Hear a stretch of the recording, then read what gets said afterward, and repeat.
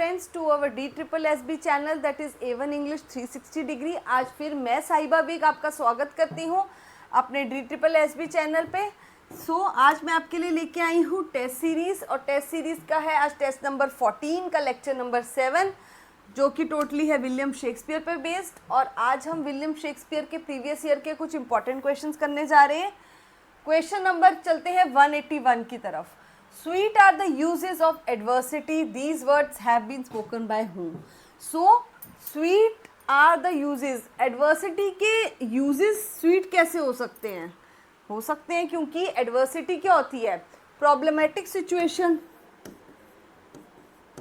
Adversity होती है problematic situation। तो जो problematic situation है वो हमें हमेशा क्या देके जाती है?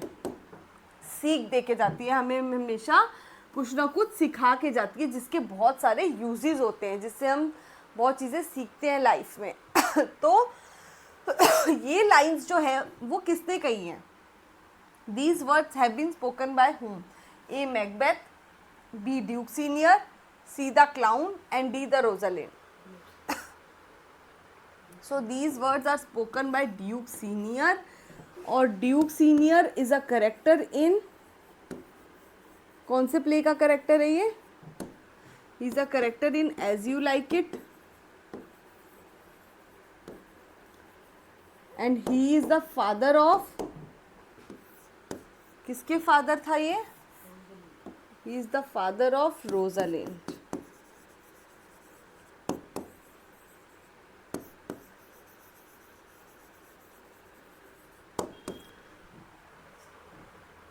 And you all know that As You Like is a pastoral play है, because it is in the forest of Ardens. Question 182.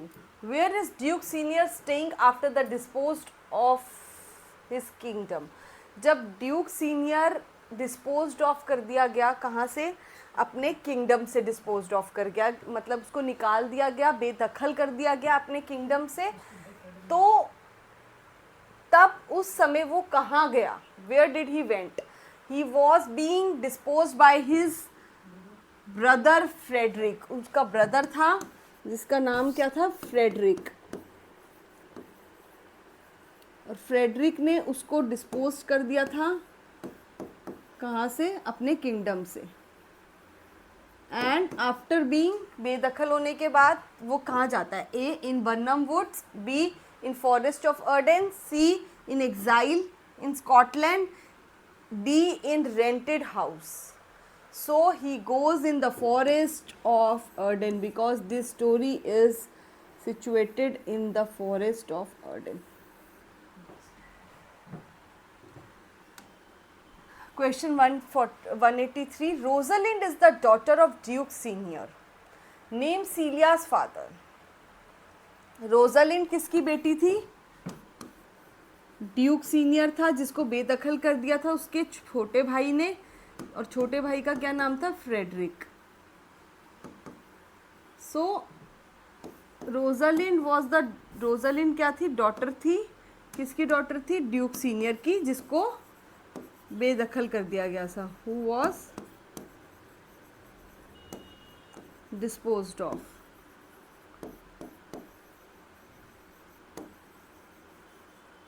ठीक है। और फ्रेडरिक क्या था? फ्रेडरिक की जो डॉटर थी उसका नाम था Celia, and he was ruling the kingdom.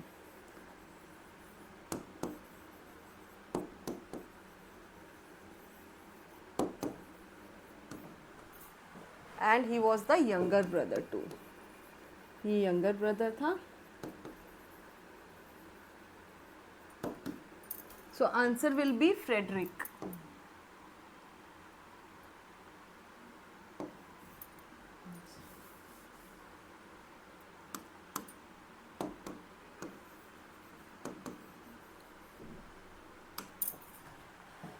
(184) question. In the play Jaques is what?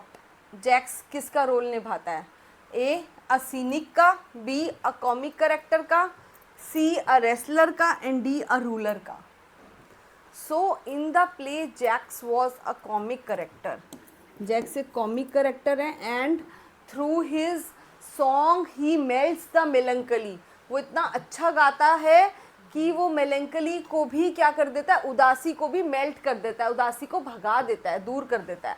सो ही जो उदासी को दूर कर दे वो व्यक्ति तो अपने आप में he is naturally a comic character.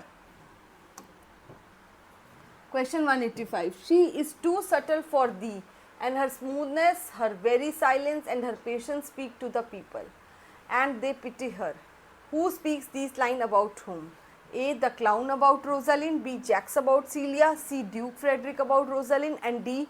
Duke Senior about Celia. So she is too subtle for thee, यानी कि ये लाइन्स कह रहा है ड्यूक फ्रेडरिक। ड्यूक फ्रेडरिक जो कि मैंने अभी आपको पिछले क्वेश्चन में बताया किसका पिता था, सीलिया का। He is the father of, Duke Frederick जो है वो फादर है किसके, सीलिया के।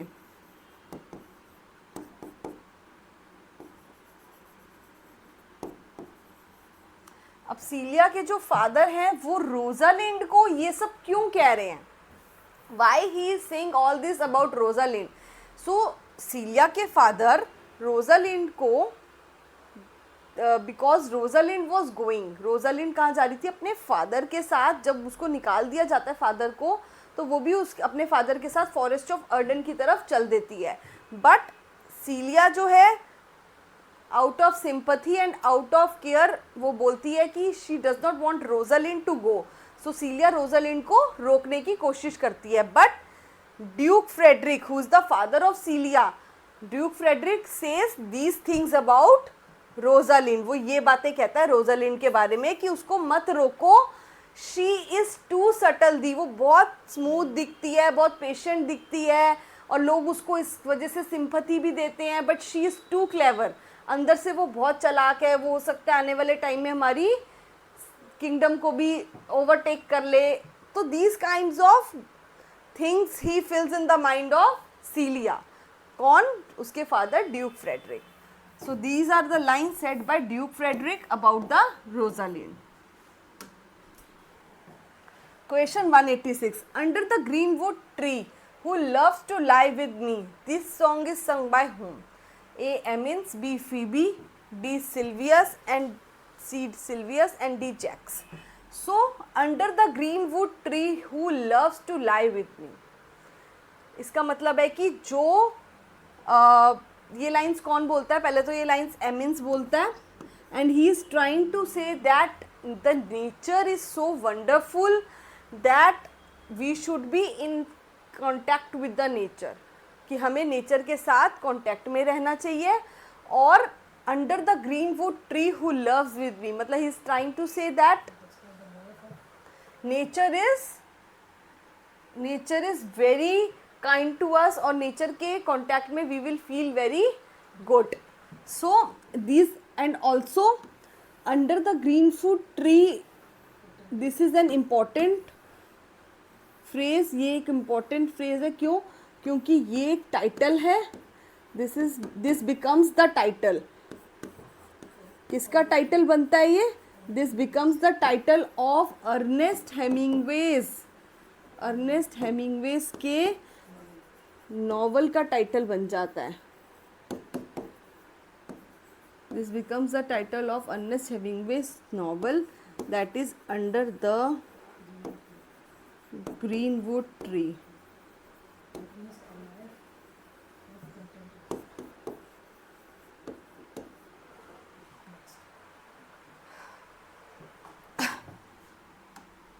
Question 187. Shylock is a character in Shakespeare's which play? 1. Twelfth Night, B. As You Like It, C. Merchant of Venice, and D. Comedy of Error. So Shylock एक character है किसमें? Shylock जो होता है एक मनी लेंडर होता है और he is the father of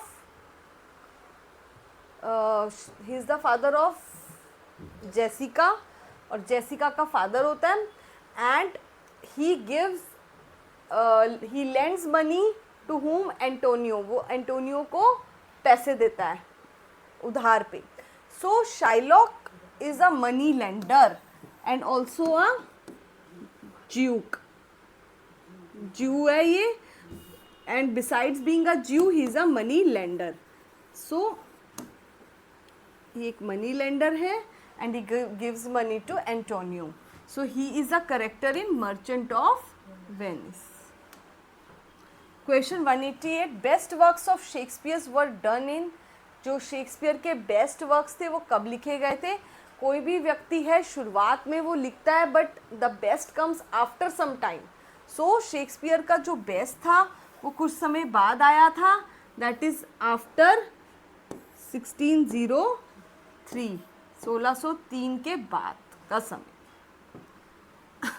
question 189. It is believed that Shakespeare was found guilty of deer poaching in the garden of. कहाँ पे शेक्सपियर गिल्टी पाया गया था डियर को हंट करने के लिए, जिसके लिए he also left his place. उसको अपनी जगह छोड़ के आउट ऑफ उस प्लेस से दूर जाना पड़ा था because of dear hunting. So it was William Herbert, Robert Greene, Thomas Gray and Thomas Lucy. So it was Thomas Lucy. Question 190. Who called Shakespeare sweetest Shakespeare's fancy's child? A. Ben Jonson, B. John Milton, C. S.T. Coleridge and D. Matthew Arnold. So किसने कहा था Shakespeare को sweetest Shakespeare and a fancy child? So John Milton called him sweetest Shakespeare and a fancy child. Question 191. We are such stuffs as dreams are made on, and our little life is rounded with a sleep. The lines are taken from dash and who is the speaker? A. Macbeth, B. Hamlet, C. Twelfth Night and D. Tempest. So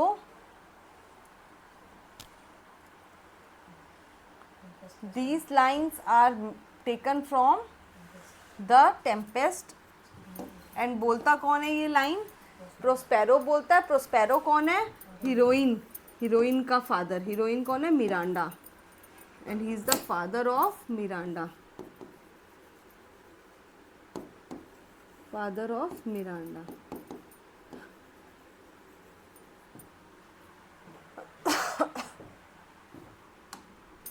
question 192. Shakespeare was not of an age but for all the time. This was uttered by whom? Shakespeare एक age का नहीं है, वो हर समय के लिए है.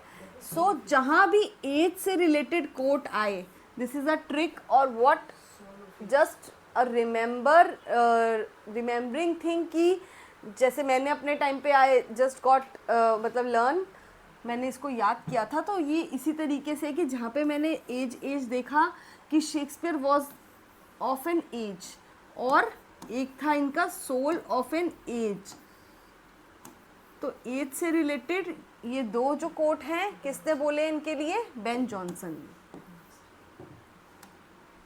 Question 193. Good friend for Jesus sake forbear to dig the dust enclosed here. Blessed be the man that spares these stones and cursed be he that moves my bones. These lines are spoken from what? A. Cymbeline, B. As You Like It, C. Twelfth Night and D. Shakespeare's Tomb. So these lines are written, good friend for Jesus sake, are written on Shakespeare's tomb. Shakespeare के मकबरे पे ये line लिखी हुई है that he is a good friend for Jesus.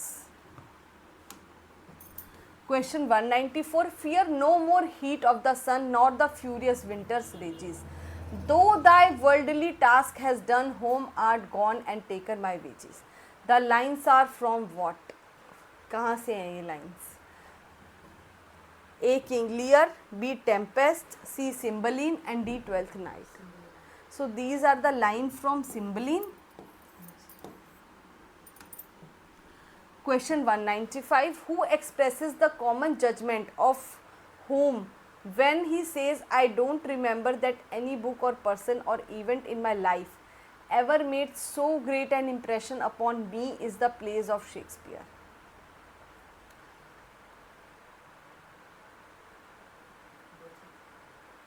So किसने कहा है ये? I don't remember that any book or person or event in my life ever made so great impression. किसके ऊपर ऐसा great impression पड़ा था शेक्सपियर के प्लेस का जितना और किसी भी चीज़ का नहीं पड़ा? So these are lines are said by Goethe about the Shakespeare. And Goethe was a Goethe क्या था? Goethe was a he was a poet, critic,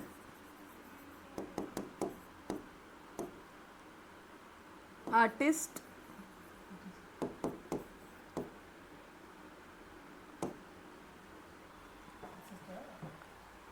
essayist,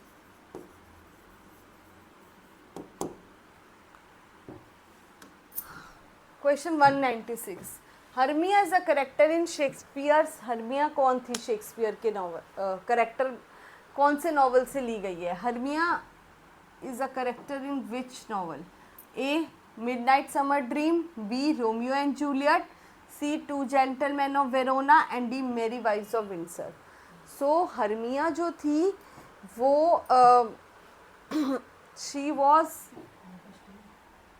she was in the novel Midnight Summer Dream. Drama है ये Midnight Summer Dream. और ये Hermia जो character है she is a character in Midnight Summer Dream. Question 197. The line "This is the noblest Roman of them all" is said by. ये line किसके लिए कही गई है? नोबलेस्ट रोमन ये जूलियस सीजर के लिए कही गई है कि वो सबसे नोबल पर्सन था इस पूरे रोम का. ठीक है. और कही किसने है जूलियस सीजर के बारे में ये लाइन कि वो सबसे नोबलेस्ट पर्सन था? A Cleopatra, B Brutus, C Antonio and D Caesar.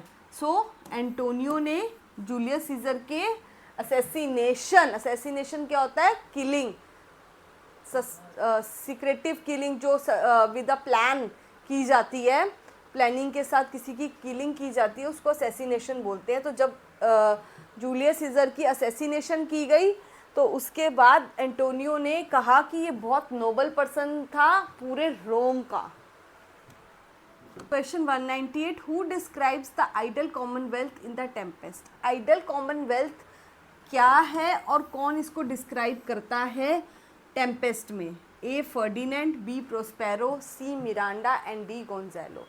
So it was the Gonzalo who describes about the idle commonwealth. क्योंकि गोंजालो क्या कहता है? Gonzalo comes to the island on which Prospero is already living. तो जिस पे Prospero already रह रहा था वहाँ पे कौन पहुँच जाता है? Gonzalo. And both Prospero and Gonzalo thinks this कि दिस प्लेस इज़ वेरी क्या कहते हैं peaceful place, very kind place और यहाँ पे बहुत शांति है. So he finds this place to be very idle place.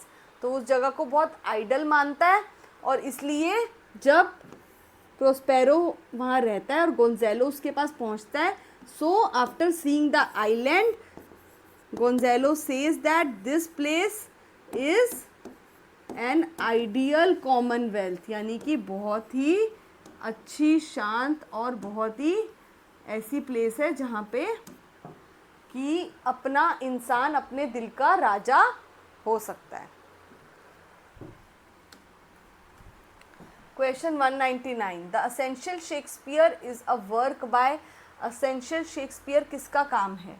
A J Dover Wilson, B Middleton Murry, C AC Bradley and D G Wilson Knight. So it is essential Shakespeare. ये work किसका है, किसका काम है? ये work है J Dover Wilson का. Question 200. Shakespeare's history plays all together deals with a period of how many years? जो हिस्टोरिकल प्लेज है वो कितने साल हिस्टोरिकल प्लेस जो है रहे हैं? What was the period of historical place? 1000 years, 700 years, 450 years और 350 years. So your answer is D, 350 years. Question 201. William Shakespeare belonged to the which age? A. Restoration age, B. Victorian age, C.